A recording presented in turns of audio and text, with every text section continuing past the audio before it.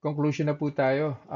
Part 2 po nung rice experiment, no? So for this experiment, white rice lang po yung ginamit natin dito. So yung first experiment po natin, this was conducted I think a month ago.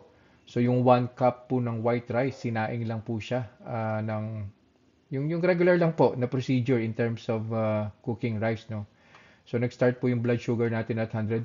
After an hour, umakyat po ng 138. And then on the second hour, 121 po yung final na blood sugar reading po niya. Yung second experiment po natin, this was requested by one of our followers, no? So pag mas maraming beses daw po hinugasan si rice, meron daw po siyang epekto sa blood sugar spike. Well, I think meron nga po. Tumaas po yung blood sugar ko po dito, no? So nag-start po tayo at 101 and then on the first hour 173 po yung inangat nung blood sugar. And then on the final hour, second hour 141 po yung ibinaba po niya.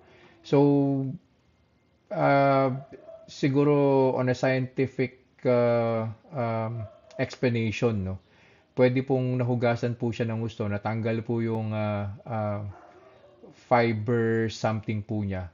Kaya mas mabilis pong na-absorb yung rice ng katawan natin and eventually naging sugar po siya kaagad and humalo sa bloodstream po natin. Explanation ko lang naman po yun, assumption ko lang po yun.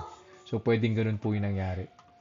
Tapos third po na experiment natin is also requested by one of our followers, no, refrigerated rice.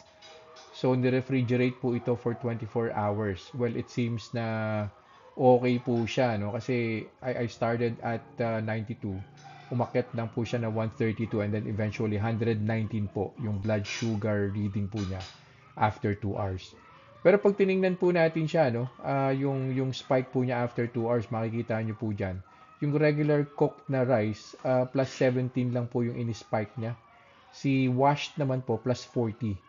So, si refrigerated plus 27. So, halos, alam niyo yun, yung regular cooked na rice and yung refrigerated, halos pareho lang din po sila. So, again, um, eat in moderation. Kung hindi nyo po matiis na hindi kumain ng rice, eat in moderation para maiwasan din po yung sobrang taas ng spike ng blood sugar pag kumakain po ng rice. So, see you guys in the next vlog. Maraming salamat po. Bye-bye.